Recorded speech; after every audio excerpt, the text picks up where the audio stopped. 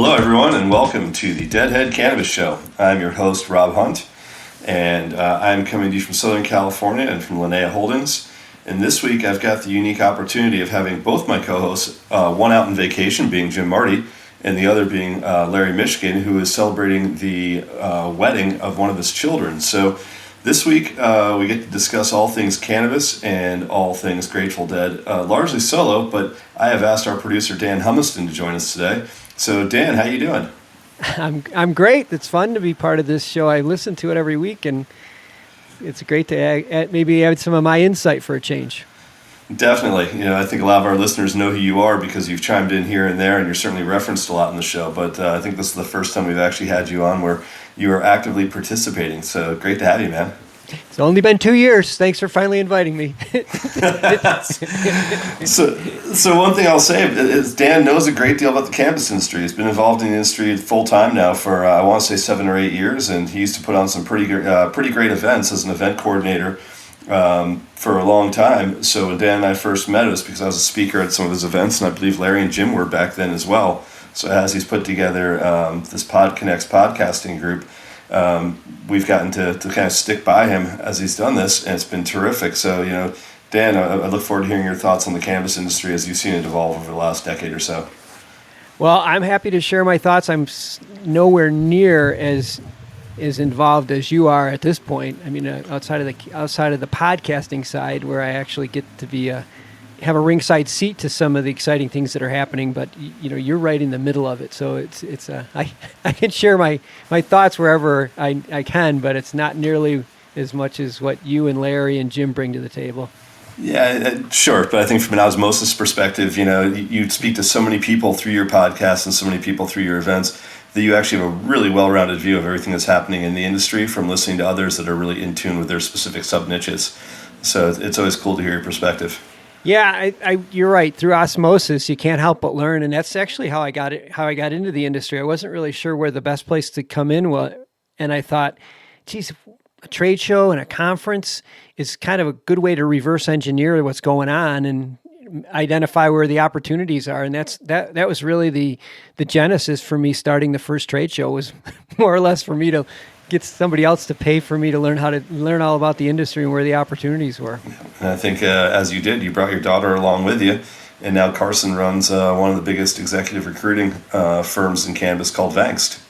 Yeah, and my youngest daughter just went to work for her Logan, so we have another family member in there. My son helps me with this with PodCONX, so the whole Humiston family right now is in the cannabis industry. Who knew? That's great, and totally on the non-traditional side. I mean, none of you are plant touching, but all of you are very much involved in advancing the industry forward. So thanks to the work that you've done. It's been fun. But this is my favorite. This podcast, the Deadhead Cannabis one, is the most. I would have to say is the one that is one of I'm most proud of, because you guys. Just say it's your favorite. Come on, no one's gonna get offended. I'm really proud of where this has gone. I mean, it's really exciting what you guys have done with this show, and every week we get more listeners, and every week we make changes, and it's fun. I'm really excited where it's going. I that. Me too. And it's been a passion play for me, and every week I look forward to doing the show. So I will say that, one of the two things I've gotten some feedback saying that, we should spend more time really sort of digging into special like sub-niches of the industry. And normally I think we like to do that with our guests, where we bring guests on that are involved in the industry, and they really talk about what it is that they're doing that's unique and special and different that, kind of separates them out from everyone else. And I've got a little bit of criticism that sometimes we talk too much about sort of the Wall Street aspect of the show, and definitely I'm the guilty party there. But I've got to say that there's so much happening right now in cannabis from like kind of the M&A perspective and from, kind of the big banking, big industry side, that's really hard to ignore, especially if you've been in the industry as long as we have, to watch it go from like these little startups to all of a sudden now seeing multi-billion-dollar market cap companies. And, like it or not, we all kind of like, we're hoping that one day cannabis would get, big and accepted and everything else. But part of that is that in the process, you do create these large companies that, ultimately have to grow up a little bit. And now that we're seeing that, I think there's a lot of people that are like, I just hoped it would stay a mom and pop cottage industry. But from my perspective, it's, there's room for both. And I think some of the bigger deals that have been happening have been really, really interesting to watch. I was wondering what your thoughts are on that. I agree with you. And it's funny because reminds me of a conversation I had yesterday with Bob Hoban about his show, the Hoban Minute, and we talked about exactly the same thing. Is like when I first got into the industry, I got a lot of pushback from the OG, like the legacy people, and they're like, you weren't at Woodstock, you don't belong here. You're a carpetbagger, and I'm like, you guys, we need this. We need the big companies, and that's what's going to eventually get us to that next level. I know there's going to be a place for everybody. The supply chain is so big that everyone's going to find their place, but it just doesn't make any sense to want to exclude growth or big opportunities, or like you said, some of these companies, $1 billion deals, who knew? But it's good for the industry because this is what we need to get us to the next level, I think. Yeah, I agree. And I think with that, we've seen some pretty major news come out this past week, and some of it actually even happening today. This morning it was announced that Terrascend is going to acquire Gage Cannabis. For those that aren't familiar, both Terrascend and Gage are both public companies. Gage is one of the few public companies that actually straddles both sides of the U.S. and Canadian border, principally having stores in the Michigan market. They're also the licensee for cookies in the Michigan market, and so they're a relatively formidable business. But you look at Terrascend, and Terrascend's been on an absolute tear. They raised $240+ million on a bought deal back in February. They've gotten into multiple markets. They've had some changeover at their C-suite level, where I think Jason Wild is kind of driving the ship over there now.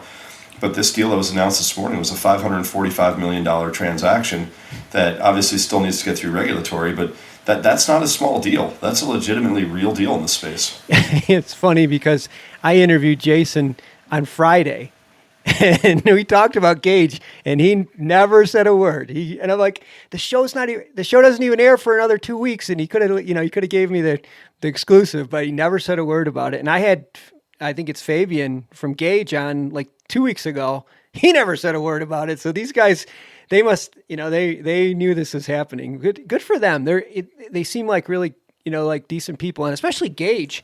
Gage is killing it in Michigan. Yeah. I mean, they were killing it. Yep. I mean, they're clearly right now on the retail side, they're definitely the market leaders. So for Terrascend, when you think about different markets they want to enter, the Michigan market I always look at as being really similar to the California market, because it's like they've both kind of evolved as a very robust illicit market. Then they evolved into like kind of this like quasi legal market where it was more of a gray market than anything else.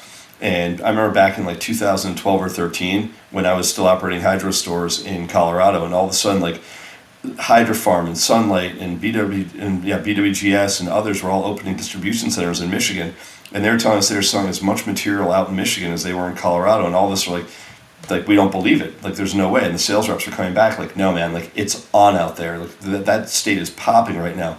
But we're like, they don't have the regulatory the way Colorado does, and the response is like nobody cares, that they're just going for it. Like they passed like kind of a quasi law, and so you saw like this massive wave of guys opening up like 10 lampers, 20 lampers, just blowing out extra basements, extra bedrooms, garages, some warehouse grows. But it was just like this free for all that was happening from like 2010 to 2014. Before finally they're like, okay, well let's make this into like a real market, and then they scaled it back. So it had like 2 steps forward, 1 step back, 2 steps forward, and there's this period where like they just couldn't get it together in Michigan. But ultimately, what happened is you had like this like parallel path market of the legal market and the illicit market, but just expanding just exponentially. That now when it's finally coalesced, like a handful of groups have taken what's a really fragmented market the way California is, and now they're starting to consolidate it. And Gage, I think, is the one that's just done the best job doing it. Yeah, and one thing that Jason mentioned to me that I didn't really, never had really given it much thought, but he said most of the MSOs are looking at the limited license states because they can have a little bit more of a dominant position and own a monopoly. And so they kind of ignored Michigan. And where Gage said, you know what, we're going to focus just on Michigan and try to just dominate, and built a moat around the thumb, and they did, and good for them. I mean, Michigan is a big, and that's one thing that I didn't appreciate is how big of a market Michigan is. It's a big market. Yeah, I mean, when it's all said and done, it's a $4 billion a year market. Yeah. When you think about it, on the legal side, it should be pushing $4 billion, no problems. If you think that Colorado's 2.2 and Michigan's twice the size, it's gonna hit hard. But when you think about whose strategy worked better, whether it was Gage's or whether it was the MSOs that focus on the limited license states, I mean, I'd point to the fact that it's tarrascend buying Gage and not Gage buying tarrascend.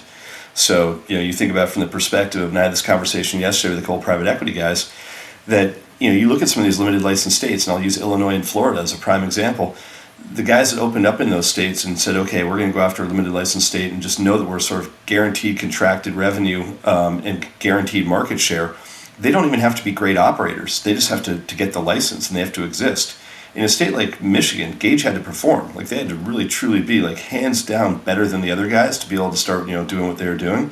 But because they had such saturation in that state, they weren't able to accrue a war chest the way some of the limited license operators are. So if you think about ultimately what the better play is, I mean, ultimately Curaleaf and GTI and Trulieve and TerraSign and Jushi, those guys can go from their limited license states and they can enter into any sort of fragmented market like Oregon, Washington, Michigan, Arizona, Nevada, or California. And they can make a material impact pretty much the day they enter those markets because they're so well capitalized from their sort of flagship markets where they're guaranteed 10% market share, 15% market share. So for a long time, I questioned the validity of kind of that business model.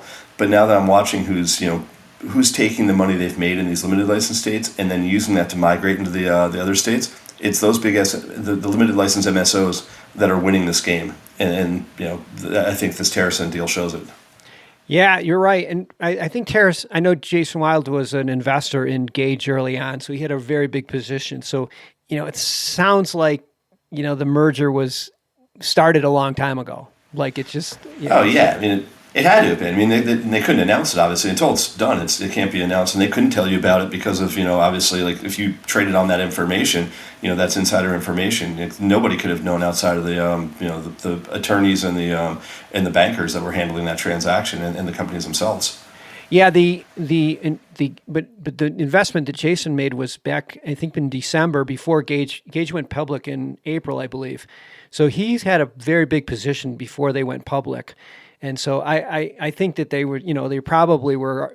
This was probably the architecture of this deal was probably crafted a long time ago, and it's just, but it's exciting. I love watching this thing all come together. That's what I mentioned when we were talking. I said, it reminds me of the days, I was really close with a lot of people in the video industry. And when Blockbuster and Movie Gallery and Planet or Hollywood Video started gobbling up all these independents.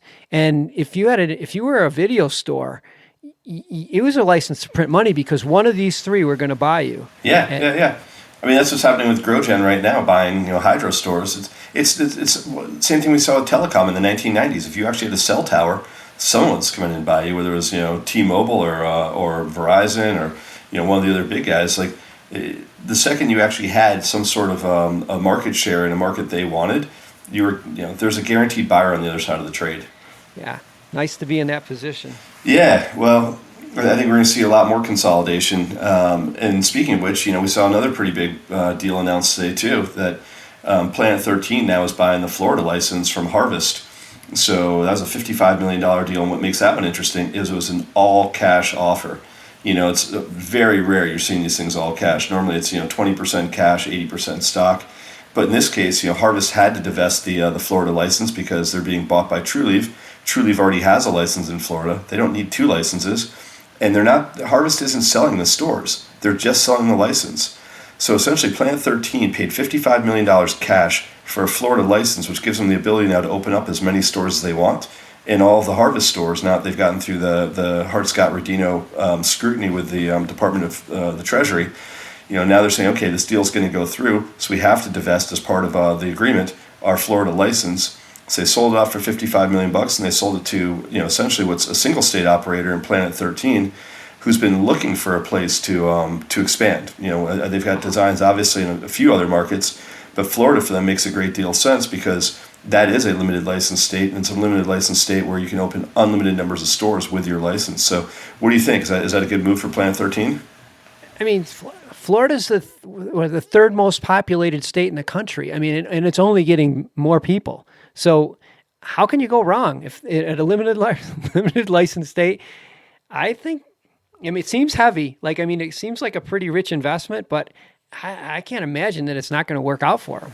Yeah, no, I agree. I think it's the only thing I see that's potentially wrong on that one is if Governor DeSantis decides to open up the adult use market, or there's a ballot initiative that goes into effect, let's say in the 2022 mids, and if it does, then does it open it up to 20 other licensees, and did they just pay $55 million for something that if they'd waited a year they could have gotten for free? Yeah. And that's always sort of the fear. It's sort of the same fear that Ascend had when they bought the MedMen license in New York. Is this thing going to be a depreciating asset? And is our timing right? It's right now, is that license worth $55 million? Yeah, but if it goes adult use tomorrow, then it's not. If it's 3 years from now, then they'll recover that capital. They're fine. They'll have built out 30, 40 stores before anyone else enters the market. But again, a lot of this stuff comes down to timing.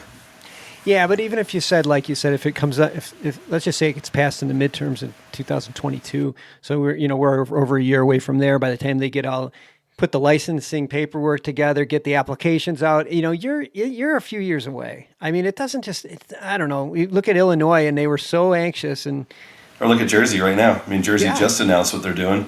Hockman coming into New York is just announcing what she's doing. She's going to try to accelerate what Cuomo was not doing. But, even so, as you said, from the time you pass an initiative or, from the time the legislature passes it, you're looking at least 2 years before anything happens, and then probably a year of litigation after that at best. So it's, 3 to 4 years out before anything really gets off the ground. Yeah, so I think the investment will more than pay off for those guys. And then speaking of Ascend Wellness and the MedMen deal, they just raised $120 million in debt at 9.5% that Seaport Capital just pumped into them, which is a pretty large chunk of change on a debt deal going into Canvas at sub 10%. So again, that's a fair amount of confidence coming out of a very traditional capital group in Seaport, pumping it into a cannabis company that Ascend's doing all right. They're certainly not a first tier player. I'd call them a mid second tier, low second tier player. So for them to pull $120 million in a debt deal, that's a great deal of confidence that Seaport has that MedMen license is going to be worth a ton of money now that Hockman is moving forward to the New York regulatory. So another vote of confidence from outside the industry coming into one of the mid-sized players. What do you think they're going to do with that cash? Will they go on a buying spree, or they use it to shore up, get rid of some of their old debt? No, they have to pay for the license they bought from MedMen. So the use of proceeds is they struck a deal with with some of the debt holders that were holding MedMen's paper, and that was announced several weeks ago, and then they needed to find a way to make sure that they could actually pay that. So they'll still have some cash left over, but a lot of that capital is already earmarked for paying down the transaction that they've already consummated. Gotcha. And then speaking of Cookies and Gage, Cookies licenses to Gage in Michigan, but Cookies licenses to other operators, like they license to GTI in Illinois, and they license to a handful of groups in California. They licensed to a group in Massachusetts called Nudia, and Nudia and Cookies opened up the first northeastern location of Cookies yesterday in Worcester, Massachusetts, actually 2 days ago.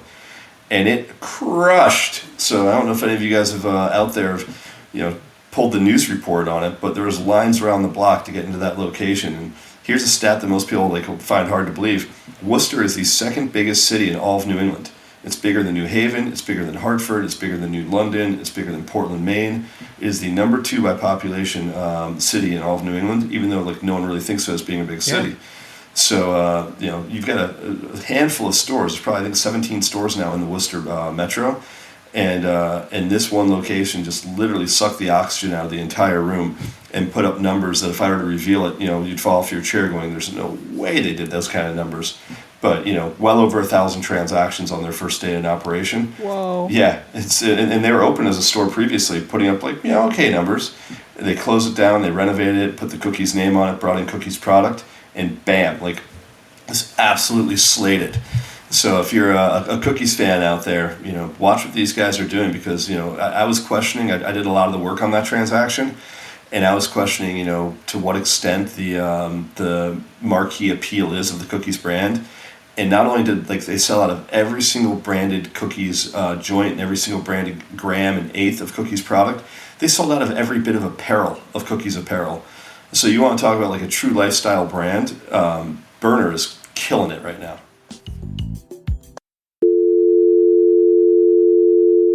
This is a sound that cannabis companies hear when they try to place an ad on Facebook, Twitter, or Google. The tech overlords' arbitrary discrimination against our industry is unfair, But until they change their restraint of trade policies, we need an alternative way to share our message with our customers. Cannabis podcasts are one of the last advertising platforms not controlled by the tech monopolies. And for as low as $9.99 a week, cannabis companies have the freedom to play their uncensored commercials to customers around the world. Don't let the tech bosses dictate how you run your business. Go to PodCONX.com, that's PodCONX.com, and for just $9.99 per week, you can go from this to this.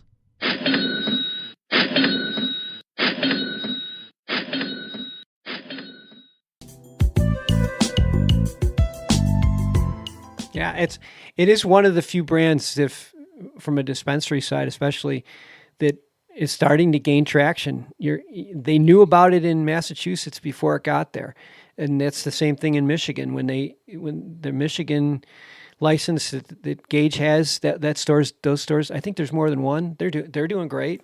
Yeah, there are. And the cool part for Gage, and this is something that obviously Terrascend was aware of when they made this transaction, is Gage also has the license to do cookies on the Canadian side of the border. So I think they've got all of Canada as a territory. So you want to think about the value of that brand and of those licenses. I think a fair portion of the consideration that Terrascend is paying for this is directly attributed to the value that the cookies licenses come to the table with, especially on the Canadian side, where you can open up unlimited number of stores up there. And if you look at the bigger retail groups like the Fire and Flowers and the High Tides in Canada, those guys are pushing as many stores as GTI or TrulyViz on the U.S. side of the border. So can you open up 50 cookie stores across Canada? I would expect that's probably very much in the business plan for the Gage/Terrascend group. It'd be fun to watch. We're going to have a front row seat, man. We're going to get to watch all this. So speaking of front rows, any music going on? I heard when you and I were talking earlier, we were listening to the sound check of a show right outside your window where someone was sound checking a little Pink Floyd. I live right next to a pavilion, and every Wednesday there's a concert. And usually right when we're taping, there's a concert, so I have to close everything and make sure it's soundproof. But today they were playing a little Pink Floyd before we got on, and I opened the doors and the windows so you could hear. They sound good. I'm going to head over after we finish taping. Awesome. Well, I wish I was getting to do the same, but I'm now looking forward to a handful of shows that are coming up. I think a lot of people right now are looking forward to this coming weekend for Fish at Dick's Sporting Goods, and then Dead and Company is playing in Mansfield, Mass, which I think was referred to as one of our former guests that we'll always know it as the as Great Woods. So whatever they change the name to, the Tweeter Center or anything else, it'll always be Great Woods. Great venue outside of Boston. And then that was I think yesterday and the day before, and then today, which being the 5th of September, is Hartford. So that should be a pretty fun show. So it's a lot going on. But on the Fish side, I don't know if you've seen, there've been a lot of concerts that have had to been rescheduled. Some because of just bad timing and COVID stuff, but recently they just had to reschedule shows in Lake Tahoe because the Tahoe fire is now crept over the Sierra Nevada and it's coming directly into South Lake Tahoe. So the Harvey's Casino shows had to be moved down to Shoreline Amphitheater outside of San Francisco. So I don't know if you've been watching the fires and any thoughts about that. I'm not close to it because I'm not there. But believe it or not, we were getting smoke from the Oregon fires in Colorado and Denver. All of our smoke was to a point where they were telling people they had to stay inside. So I don't know that much about the Tahoe fires. I do know that quite a few years ago I was there and for a race, and there was a fire, but they didn't cancel the race. But there was. It was tough. I mean, it was tough breathing because plus you're at altitude. You're not used to altitude, and then you're dealing with smoke, and that kind of just settles right in there. The smoke just kind of settles into that area, and those poor people that live in that area are probably a lot of them are starting to evacuate. I bet. I think the whole South Shore is now evacuated. Is it really? And it's only 2 times in like recorded history has a fire made it across the Sierra Nevada range, like made it across, going down the valley on the other side, and they've both been within the last month.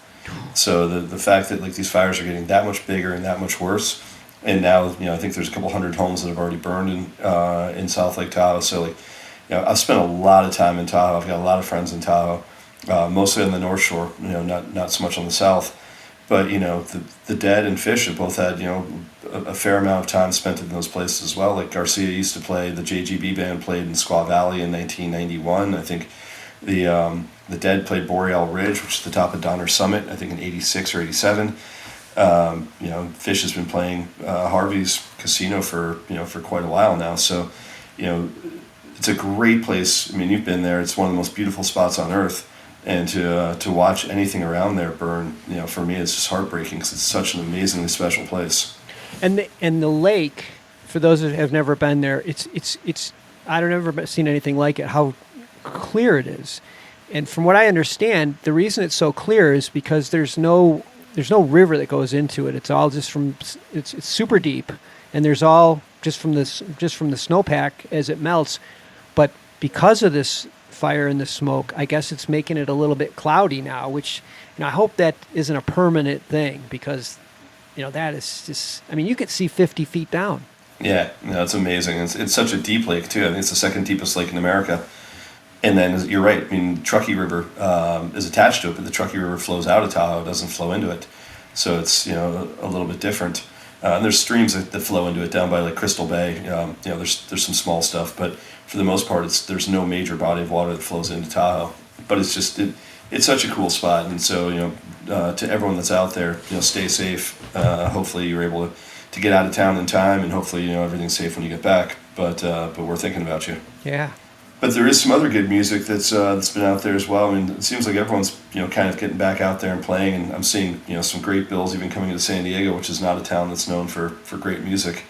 So it's nice to see that we're actually getting concerts that are coming back, and live music that's coming back. And we do have both Dead and Company and Fish coming our way. I wish Panic was coming our way.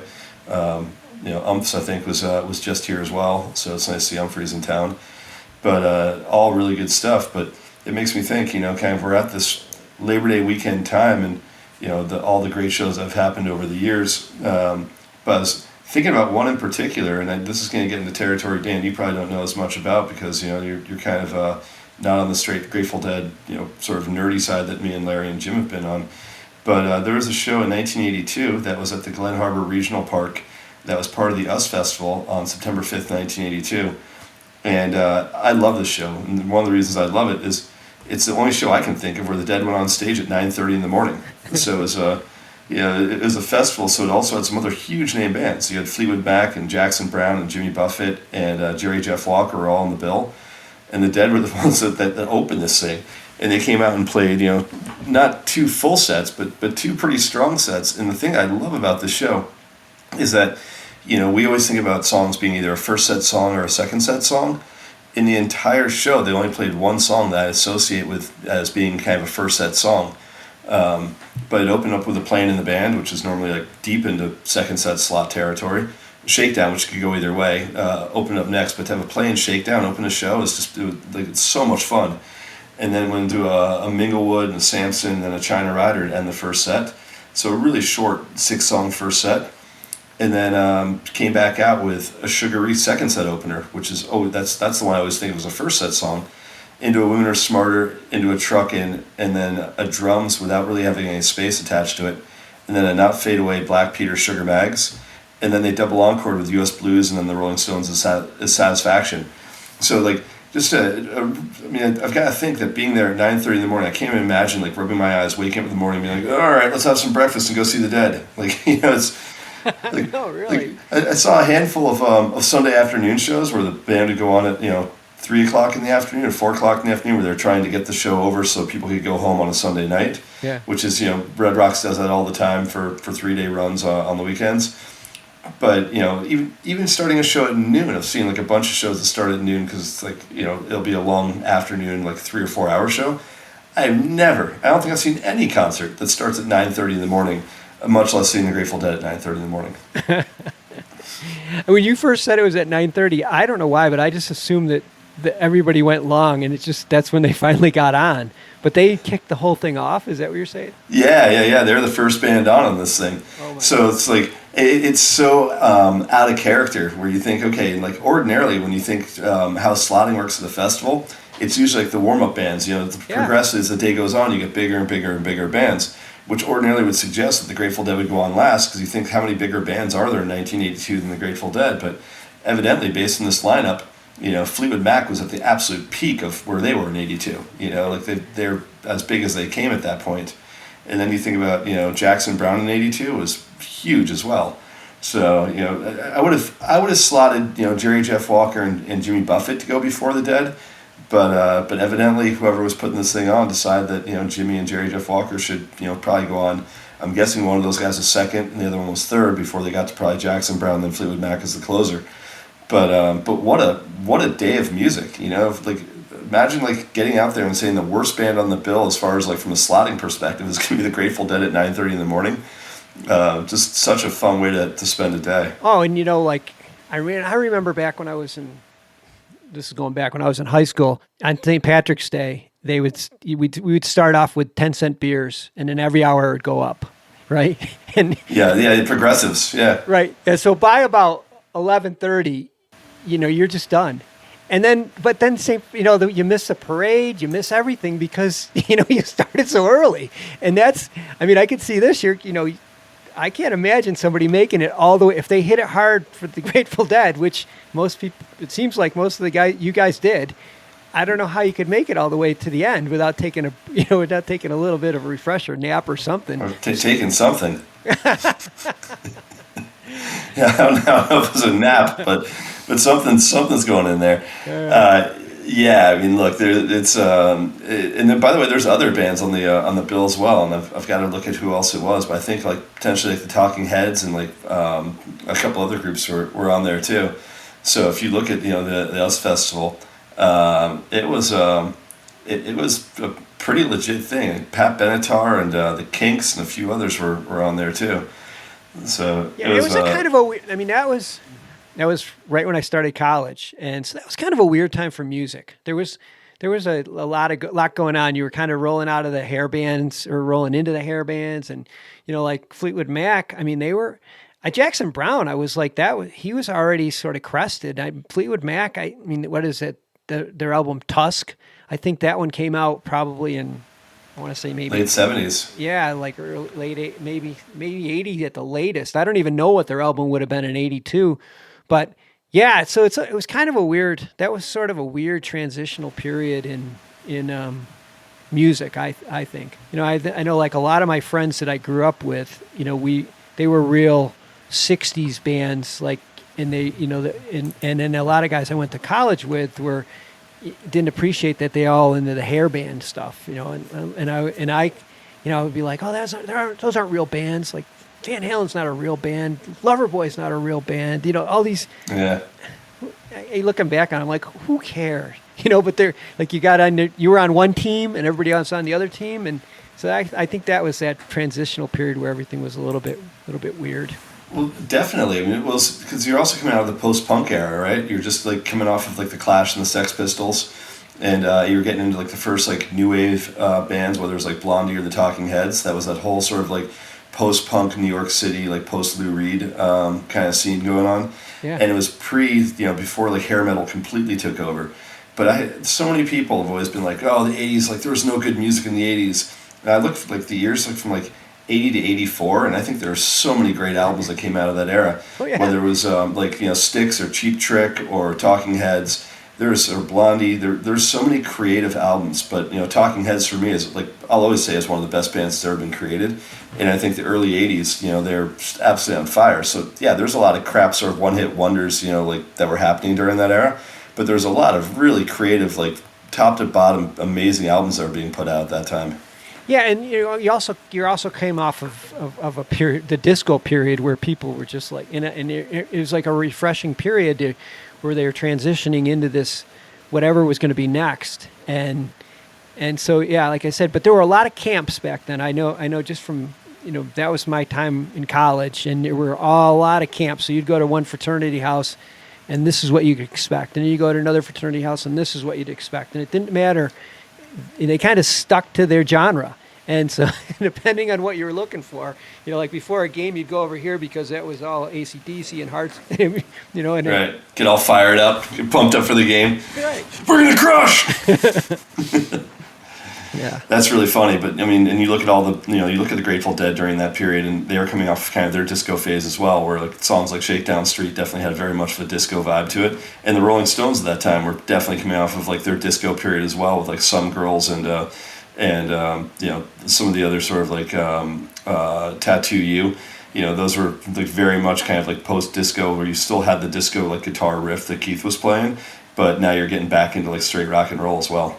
What was the one where Mick and David Bowie, they did it was kind of a disco song. I can't remember what it was, but they did a few songs together where David Bowie did songs with, I don't know if it was Mick doing solo or if it was the Rolling Stones, but I can't even remember the name of it, but it definitely had a disco feel to it. Yeah, they did Dancing in the Streets together, if I remember. Dancing in the Streets, yeah, that one, yeah. And then and Bowie was also doing duets with Freddie Mercury at that time too. He was doing Under Pressure at that same time, so he was kind of doing a bunch of fun duets. Yeah. So that was like a duet era. That was everyone was doing duets then. Yeah, Michael Jackson and Paul McCartney did a duet. I mean, yeah, Don Henley was doing one with Stevie Nicks. There's all sorts of different stuff that was happening. I'm telling you, there was a lot of creativity going on at that period of time. Like you said, people looked at the time. People were like, "Oh, this is." Looking back on it, it's good. It's good music. I mean, there's a lot of good stuff that came out of it, and a lot of people grew from that. Like there were a lot of things that people evolved from that type of music. Well, I think that's why the US Festival is so unique, because it was put on by Steve Wozniak, who was the co-founder of Apple, and essentially, I don't know how true the story is, and this is something maybe we'll ask David Gans when we have him on as a guest in a week or two, is. Bill Graham was brought on as the promoter last minute to basically save the festival because ticket sales were low, and Bill obviously could bring on any artist he wanted. He just needed to put his affiliation to the thing, and so he just put it together as a massive eclectic group of like big artists and turned it into the US Festival. But from what I understand, like Wozniak was, I'm sure he could suffer a hit. The guy had plenty of money, but did he want to have sort of the blemish of putting on like a really like lame, unticketed, barely sold out or barely selling show? But as soon as Graham got involved, I think they sold like a couple 100,000 tickets, and I think it was multiple days and multiple venues. Yeah, I mean, but if you think about it, Apple was not what we know it today in 1982. I mean, the personal computer wasn't even really around. So Wozniak didn't have the cachet that he had, and Jobs certainly didn't have the cachet back then. I think it was they were just getting, it was just starting to happen. So that would have good thing he made that decision to bring in the experts. Yeah, well, I think that they needed the experts, and wow, I'm actually looking now at everyone that was there, and it was a bigger deal than I thought. It was Tom Petty, Santana, The Police, The Kinks, Whoa. The Talking Heads, Jimmy Buffett, The Dead, Fleetwood Mac. I mean, this is that's a pretty heavy hitting lineup. Oh sure, and was that how many days was that? It was, I think, a couple days. It was a weekend. I think it was a 3-day weekend. I'm guessing it's probably over Labor Day weekend. But they did it in 1982 and 1983. In 1982, I think there's a documentary about it. So anyone out there that wants to see, I'm not sure how much the Grateful Dead set was on there, but I've always listened to that show from just on archive. And as I said, I've always just been blown away just based on where the slot was. So if nothing else, I think it was being referred to as the Grateful Dead Breakfast in Bed. So anyone that wants to see what there's a great quote that I saw when I was sort of looking through and checking out some of the stuff about this show, and it was one guy telling another buddy of his that they knew each other from The Hate, and one guy's like, "Do Garcia and Lesh even exist before noon?" Because like no one's ever seen him at that hour, right? But such a it's definitely worth going back and checking out. So if anyone wants to hear how playing in the band and Shakedown sounds at 9:30 in the morning, go check out September 5th, 1982.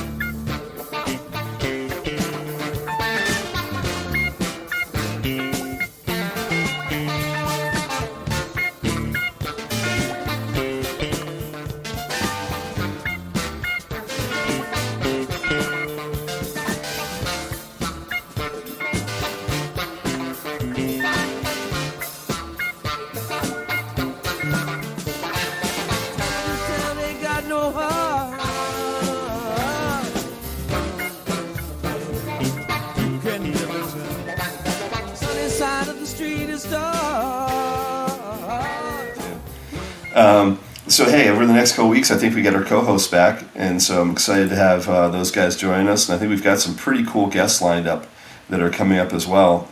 I made reference to one of them, which is David Gans, who any deadhead out there, knows tons about Gans as a musician, as a writer, as friend of the band, as Sirius XM radio host. You want to know a person that knows everything about the Grateful Dead. I can't even tell you how excited I am to have this guy on the show, and I'm so thrilled that he's agreed to come over and hang out with us for an hour and a half. So do tune in. We're not sure if he's confirmed yet for our show that's going to air on the 25th of September, or our show that's going to air on the 11th or 12th of September. But do stay tuned. I've got a couple other fun guests that we've got planned coming up as well. But to your point earlier, Dan, what's made this show so much fun to do over since the time I've been involved now for about 9 months is that we just get so many great people that are willing to come on, and every time we get someone that's kind of that in tune with what's happening with the Grateful Dead or the cannabis industry, it encourages other guests to say, I want to come on and be a part of this as well, and it increases our listenership. So thanks to everyone out there that's been listening, but more importantly, thank you to our guests that have agreed to come on, because you guys make the show, and it's great doing one with just you and me today. But I love the ones where you and I kind of just sit back and listen, which is so much fun. Oh, I know. We've had a couple of them, and I look down at the clock and I'm like, man, we've been going for over an hour, and I don't want this to end, because this guy's telling some there's a lot of guests just telling some great stories, and that's what's fun about. I like I said, I think I see this show just going in such a good direction because of the guests. People enjoy telling their stories, and more important, I think people enjoy listening to these stories because they're like, no way, really? Yeah. Seriously? Yep. That's the fun part about it. I agree. So, please stick around and listen over the next couple of weeks. We do have some fun things planned. But until then, I want to say thank you to Dan Humiston, our producer, for producing all these great shows, 120 plus episodes now on this show, as well as hundreds and hundreds of other cannabis podcasts. So thank you, Dan, for all you're doing for us. You're welcome. And on behalf of Larry Mishkin, who is watching a child get married, Mazel Tov to Larry and Larry's family, and to Jim Marty, who I think is taking a breather before, after he's gone to Dick's here. And behalf of me, who's still sitting in his office trying to grind out some work. Have a great day, and we'll see you next time on the Deadhead Canvas Show. And please enjoy your canvas responsibly.